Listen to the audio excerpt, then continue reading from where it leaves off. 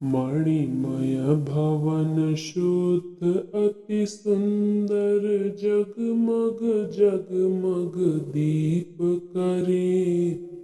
उसी भवन में धूप धूम्र की महके, मन अति मोद भरे। उसी सदन की शुचि शैया में सोई है मातुल बेटी। मणिमय जटित कपाट खोलिए, अन अवसर क्यों हो लेटी। क्या श्री मामी तुम भी इनको नहीं जगा सकती होरी। सुता आपकी मूक तथा क्या बधिर हुई भोरी भोरी। हुई परवशा क्या निरोध, यह महानींद क्या मंत्रित है। मंत्रोद्घाटन हम कर देंगी, उठ सखी प्रिय उर संस्थित है।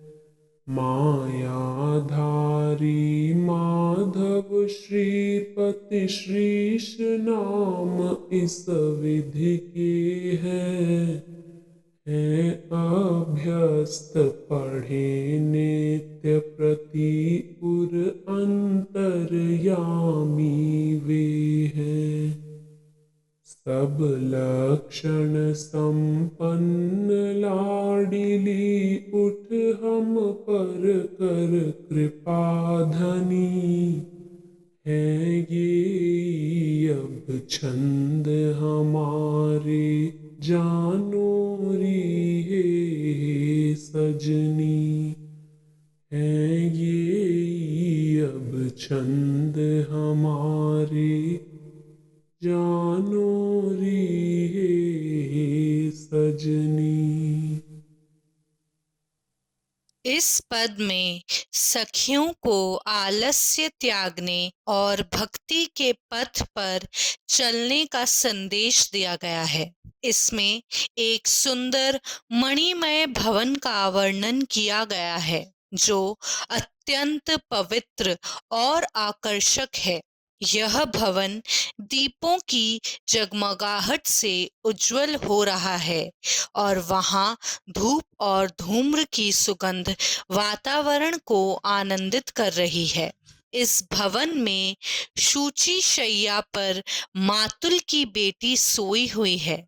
कवि सखियों से आग्रह कर रहे हैं कि वे इस अवसर पर आलस्य और गहरी नींद को त्याग दें। सखियों से पूछा गया है कि क्या वे इस पवित्र समय में भी उठकर अपनी भक्ति के कार्य में सहभागी नहीं हो सकती। यहाँ श्री मामी से भी कहा गया है कि वे अपनी बेटी को जगाएं जो मानो मूक और बधिर हो गई है। कवि सखियों से यह पूछते हैं कि क्या वह किसी विशेष कारण से परवशा हो गई है या यह गहरी नींद किसी मंत्र के प्रभाव से उत्पन्न हुई है। कवि स्वयं उसे जगाने का आश्वासन देते हैं और बताते हैं कि सखियां श्री कृष्ण के दिव्य नाम का उच्चारण करेंगी जो उसे जगाने में सक्षम होगा।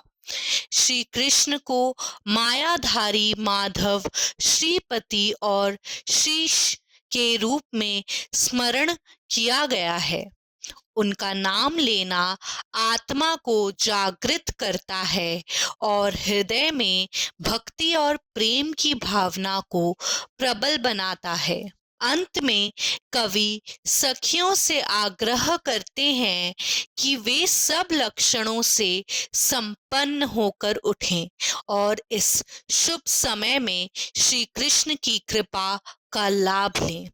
यही भक्ति और सेवा का संदेश इस छंद का मुख्य उपदेश है।